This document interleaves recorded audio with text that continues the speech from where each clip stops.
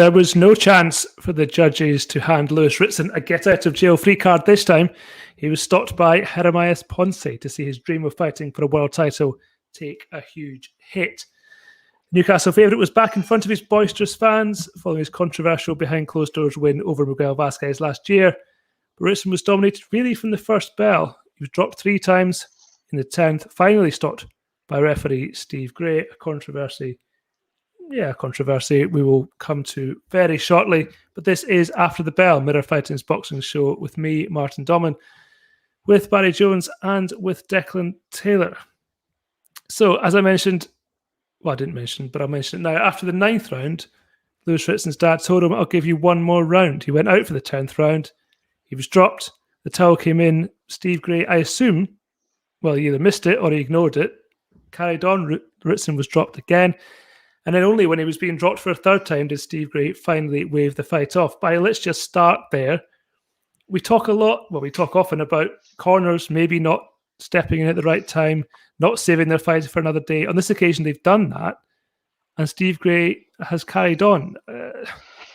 Difficult to tell, I guess, if he saw the towel and ignored it, because that would seem strange. But certainly a controversial ending, and it could have been a lot worse. Yeah, I think he did see it.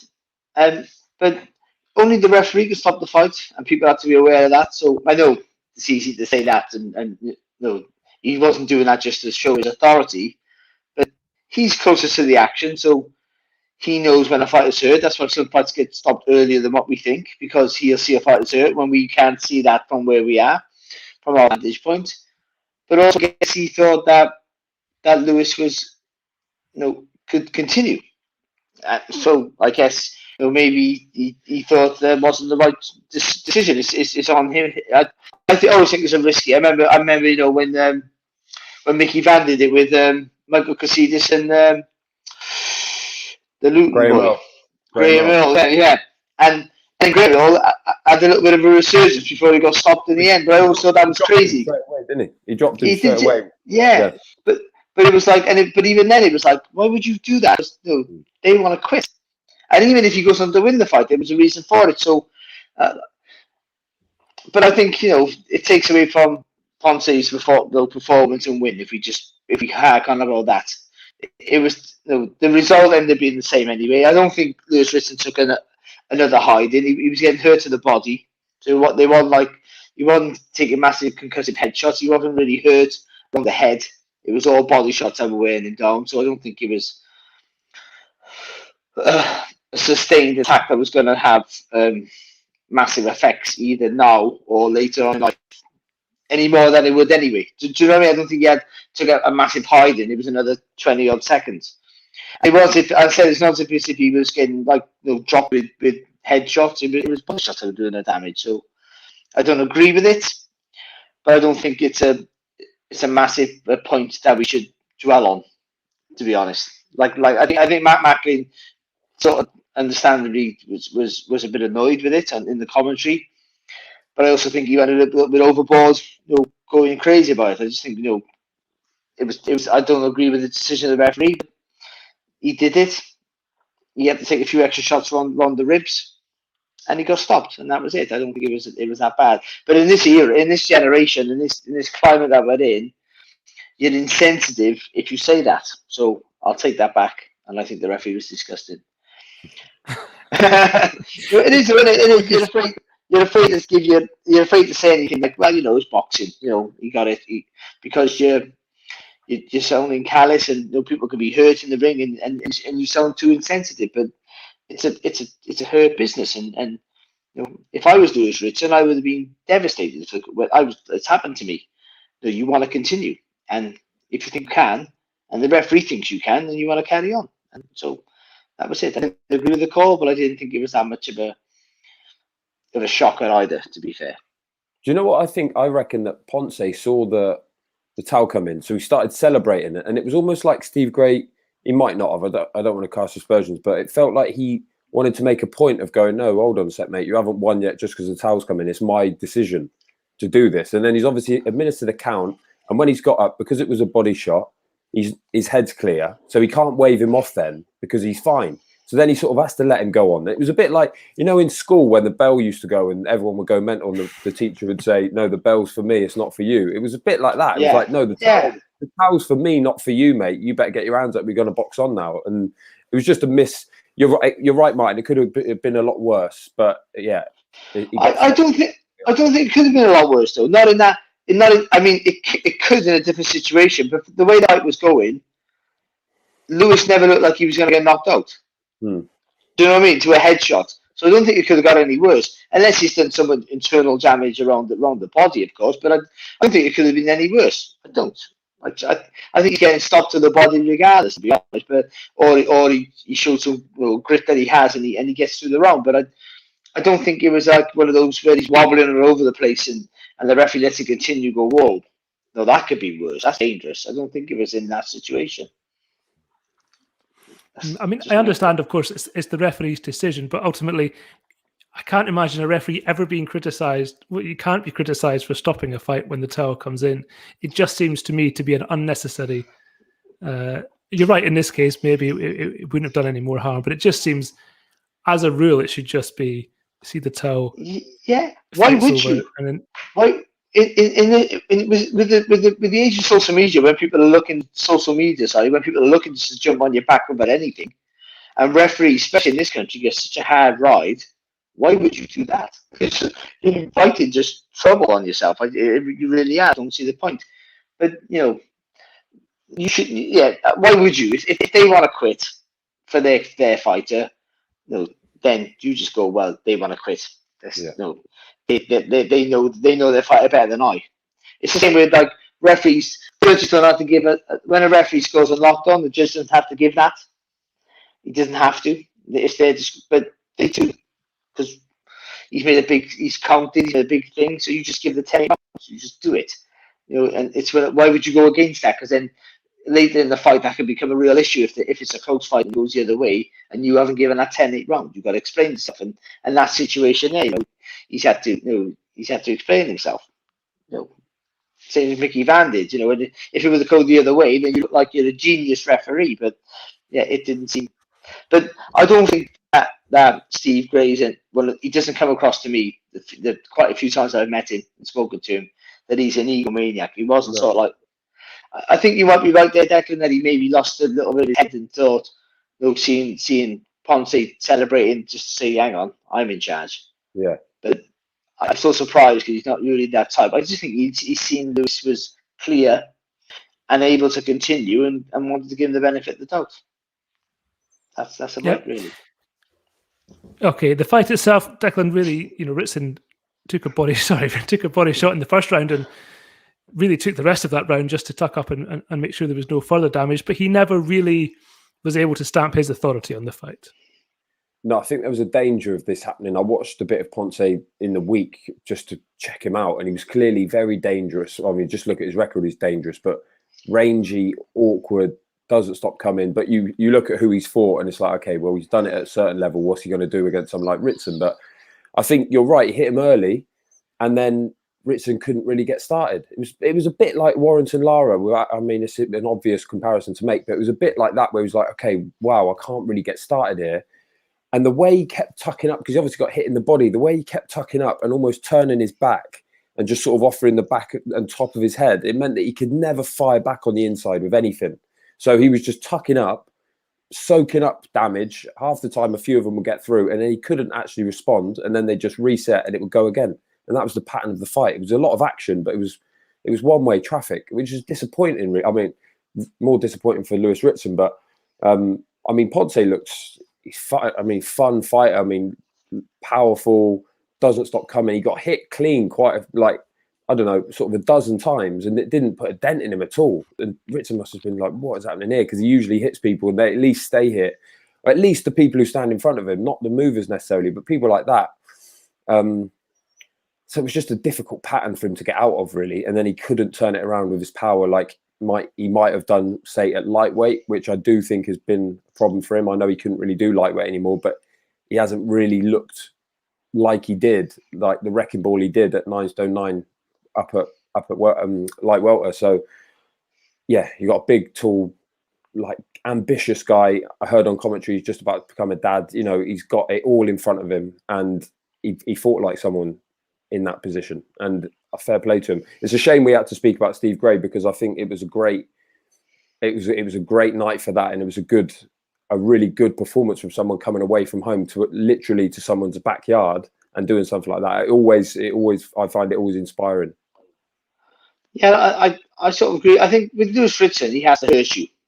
And if he can't hurt you, it has to be enough to stop you from wanting, to discourage you from wanting to go at him. And he couldn't do that. So he had a guy who could take the punch and had a tremendously, hard work rate. So a guy who's willing to throw a million punches and can walk through your shots. Lewis Ritson will never beat a fighter like that, because he hasn't got the other. He's got those really good things in his locker, that he's tough and he can hit hard and he can hurt you and he can finish you, and he has a good work rate himself. But when he can be outworked and he can't hurt you and can't deter you from walking through him, then he hasn't got the rest of he hasn't got those other things in his locker, like good footwork, lateral movements. He can't think to counter. It'll make you miss, make you pay. He just doesn't do those things. Never has done.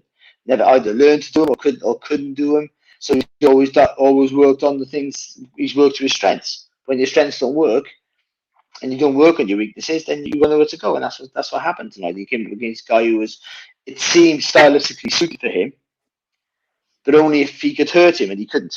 And that's it. So yeah, I think in many ways that's a worse opponent than Vasquez for him, actually. Because he at least could chase Vasquez down and try and get to him. The fight that we all thought he lost, almost everyone thought he lost in the last time, but this guy was worse in many ways because he couldn't hurt him, he could not work him. It's one of them where the Vasquez fight, I know he said in the build-up and everything that he'd learnt lessons and he'd sort of taken it as if it was like a defeat, but when you do get a win, it does paper over the cracks, doesn't it? And he didn't win that fight. And then from there, he's got to go on a step from Vasquez, even though he hasn't won the fight. And he's gone on a step into an eliminator against someone 27-0 or whatever he was, big puncher. And it's like, no, but he actually lost that fight. So he should have been rebuilding in his next fight. And he's not because of the results. But also, you get to a point where you are what you are. Like we can only do. Everyone should be working on certain things and trying to do things better. But ultimately, you can't do everything. So, or you're the best fighter on the planet. But so you work to your strengths and you try and work on your weaknesses. But you can't change your style. Your style, you are what you what you did as an amateur and as a pro. You can tweak with it slightly, but ultimately you're set in stone really by the time you get to sort of like your early 20s. So you just got to hope that what you do best is better than what he does best. That's pretty much what it boils down to. There's some things I couldn't punch. I had no physical strength, so I wasn't going to do what Lewis Ritson does and walk through you. But then he can't get up on his toes and dance around like I could, So, and that's it. So which maybe tonight a little bit of that movement around the ring, make this guy fall short, a few feints here and there, spinning on the front foot and getting around behind him with a work to treat. But then he can't do that because what he does. He needs to be flat-footed and lining you up for the big shots. And he did land some big shots, and he landed probably heavier shots than the other kid, but they had no effect. So those heavier punches, especially in the earlier rounds, so heavier punches he was landing with, he was still being outworked because the guy was walking through him, and that's just. And when that happens, then the plan B and C and D, if they're not there, then you're just hoping that he runs out of steam, and he never. I have to say, I've left the TV on. I've left Sky on, and they've shown a great fight from last week. One of the best fighters who ever put a brace of pair of gloves on versus a fella called Logan Paul. Logan, he's a genius. He's on the telly now. Great commentary, by the way. Who did the comms? Yeah. Oh, a right sellout. Well, we can talk about that if you want, but no. So what we have now in Lewis Ritson really is a guy who officially, anyway, has lost twice after stepping up. A guy who doesn't seem to carry his weight at the higher, his power, at the higher weight division, but who presumably cannot now make lightweight. A guy who sells a lot of tickets normally in Newcastle, and who is, as I said to Barry earlier, who has brought up a lot of fighters onto his undercard because of that. it feels like Declan, he really is in a bit of a sticky situation now in terms of A, where he goes professionally, B, how he's used promotionally.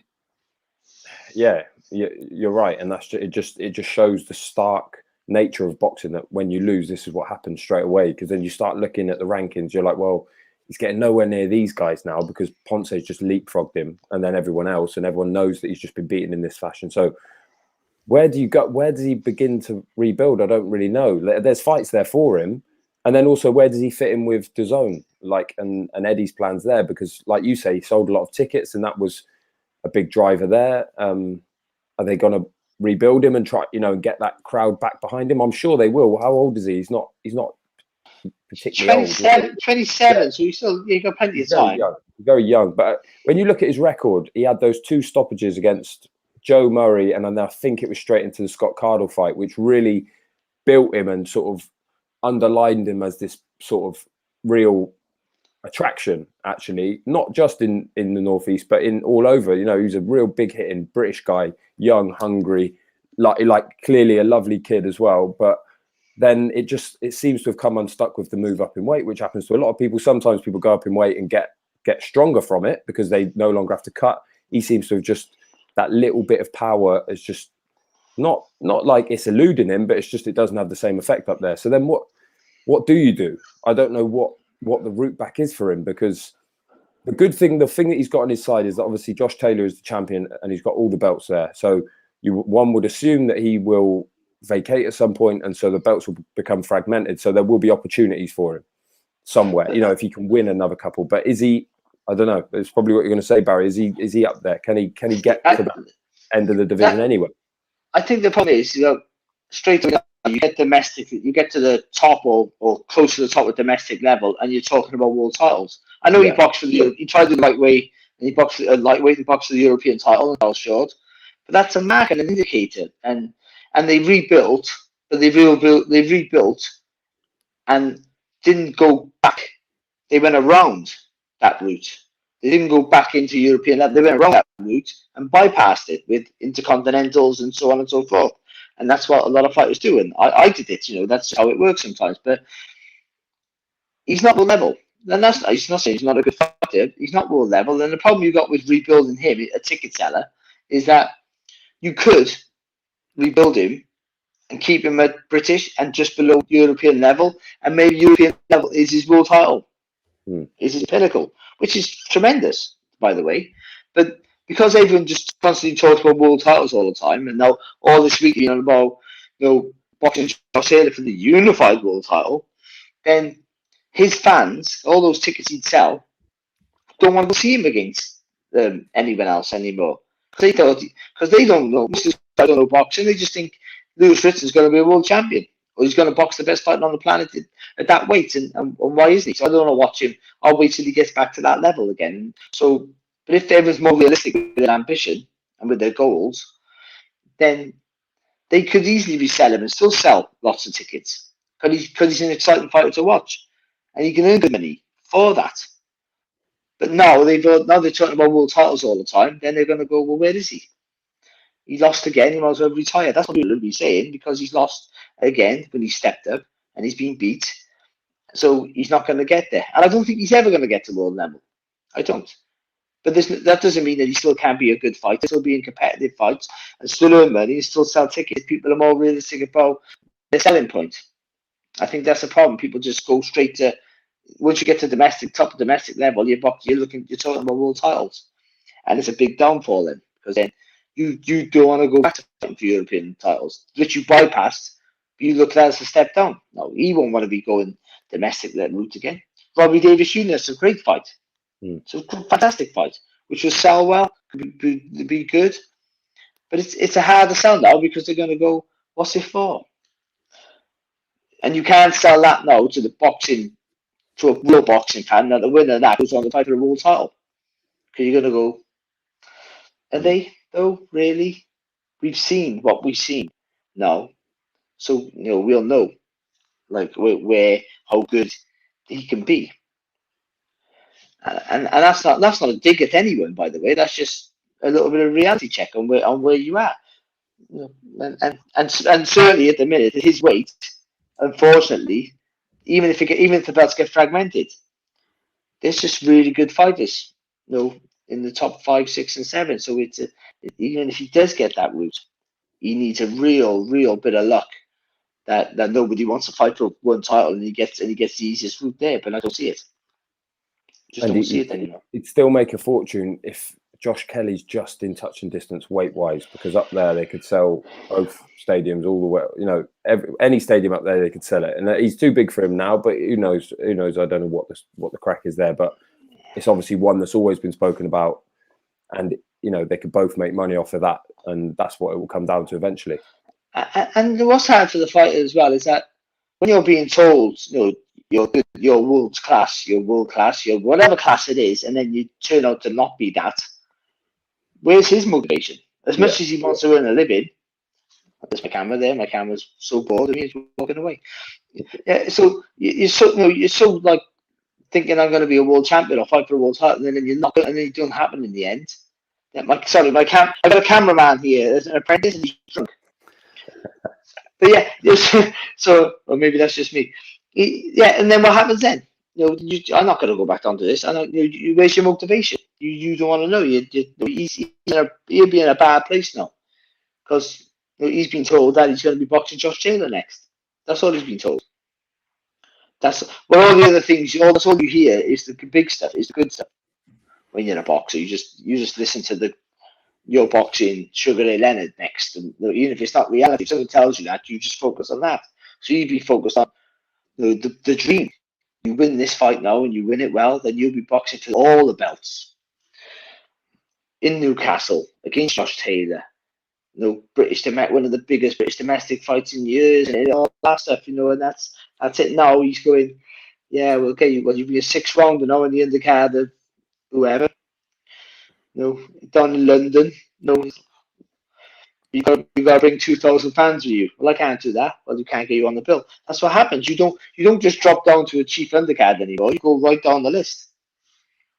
And I know what it's like. So, again, I live a moan, and this is very depressing. And when Ritson does, well, assuming he does fight again, assuming he fights again on Matchroom, it will be on DAZN. That was, I don't know if I mentioned it before or not, that was the final Matchroom show on Sky Sports. Not one of the finest, I would argue. There were routine wins for Cyrus Pattinson, Solomon Dakers, and April Hunter. Joe Laws back to winning ways. Alan Babich stopped another cruiserweight at heavyweight. That's 7 from now. Maybe this year he'll step up. Who knows? But I'm not holding my breath. Any thoughts, gents, on the end of an era with Sky Sports? Obviously, they've now signed a deal with Top Rank and with Boxer. They seem very excited by it. I'm not convinced it's a natural replacement. Top Rank, obviously, through the night. Some good fights coming up. Don't get me wrong. Boxer, we'll wait and see what they produce. But certainly the end of an era. They got a good co-commentator in. I know that for sure. He only does YouTube fights now. It's good. I think. Why would they put the eye candy as a commentator? Makes no sense to me. But whatever. I mean, do you know what would have been sad is if we were saying that was the last fight on Sky and we don't know what they're doing now. We hope to see him back. Like, it's just great that they're still involved and there's people there at the company saying no. This, still banging the drum. And what I mean, it's great. We got Inoue, we got Stevenson. Who's the other one? Like overnight, Lomachenko. Never heard of him. But when you think about it, that's what Box Nation used to bring us, and it was like an absolute manna from heaven. And then that dropped off, and we had to start looking at like missing big fights or getting Fight TV or Premier Sports, whatever. So it's so nice that Sky is still in there and also providing that service. Interested to see what happens with Boxer and stuff. It seems very embryonic stages. It's certainly a huge step down's probably wrong, but Matchroom is a massive machine and it's a totally different thing to that. So I'm interested to see how it goes. It's just so good that boxing is still on Sky and that Barry Jones is still chatting to us with Paddy Clark. What a dream team that is. Oh yeah, it might be for one night only. Who knows? Yeah. But I just think that I'm glad they're still involved because I'm making some more work. Ultimately, to be honest, but yeah, they've been involved for so long, and I think they're committed to it. The Top Rank is good because you don't have to watch it live. You can record it nowadays, of course. There's a massive fight, and most people do. and I think they'd expect that. But also they have Josh Taylor, so he comes over in Edinburgh Castle. That's more likely going to be on Sky Sports at 9 o'clock at night rather than for 3 o'clock in the morning, which is fantastic. And many other fighters that they have, and I'm sure they'll sign some more top men. Look to maybe do some stuff over here, more stuff over here. But the boxer one intrigues me because I'm not quite sure what they're going to do, because all you read with the press releases that innovative ideas and a new spin on boxing, and we've seen that tournament that they did, which was ironically on BT Sport. But is it all going to be like that? Is it going to be? I don't know. I think people try to reinvent the wheel with boxing. I don't think you have to. I think you just have to have good fights. I understand that they're trying to sell to a different audience. I do, but football don't have acrobats on at half time, do they? I don't know. Or maybe they do. I don't know. But you know what I mean? They don't. They're just trying to. They don't have the teams come on, and wear clown suits and stuff like that for 5 minutes. To get a different audience in. It'd be interesting to see what they do. New ideas are great, but if it becomes like a nightclub with boxing involved, which is some of these shows that I've seen a little bit like that, there's too much Thriller, for instance. There's too much goes on. I just can't focus on, for my age group. I can't focus on it all. There's too much going on. It's too baffling. It puts me to sleep. It's too stimulating for a man of my age. I just go, oh, and I crash out. So it's like watching a couple of. It was like watching my kids play. They play so much it tires me out. I want to sleep.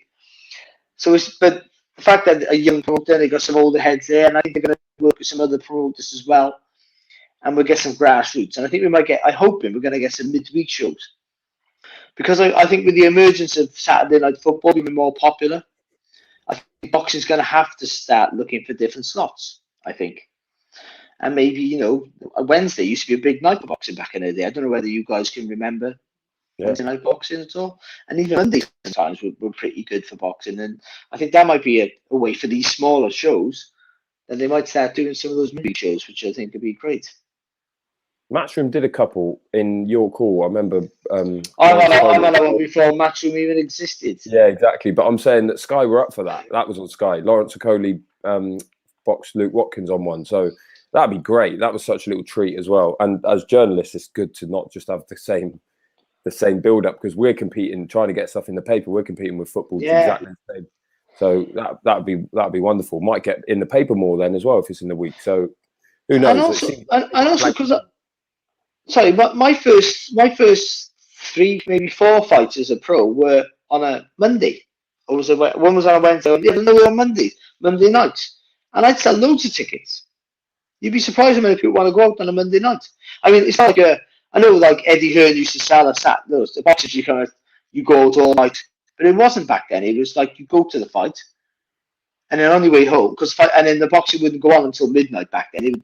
It by 11 o'clock at the latest, it'd be finished. So they looked to get a fight in before they went home, and that would be it. It was mainly male dominated, more so back then. Of course, I understand the demographics changed a little bit, but that would be it. You go to the boxing, you go and go work. It wouldn't be a massive all-night out bender like it is now. It's a massive deal. And I think you can still have those nights, but these other nights are also very, especially for getting grassroots boxing back and unearthing, a star that is not from the GB squad. Then them sort of nights are quite important, and I think can work, because again, the midweek schedule on these sports channels and not really that strong. Outside of the Champions Leagues and things like that, of course. And again, with football becoming more popular on the weekends, in the evenings, then boxing is going to be pushed way back. It really is. Well, Sky Sports or no Sky Sports, Monday, Wednesday, or Saturday, we are going nowhere. And we'll be back next weekend with Teofimo Lopez against George Kambosos, defense of the Americans' 3.5 lightweight world titles, should we call it? So we can't have Barry Morey again. We have to stop there. But thank you as always for joining us, and please do join us again next week. Until then, take care.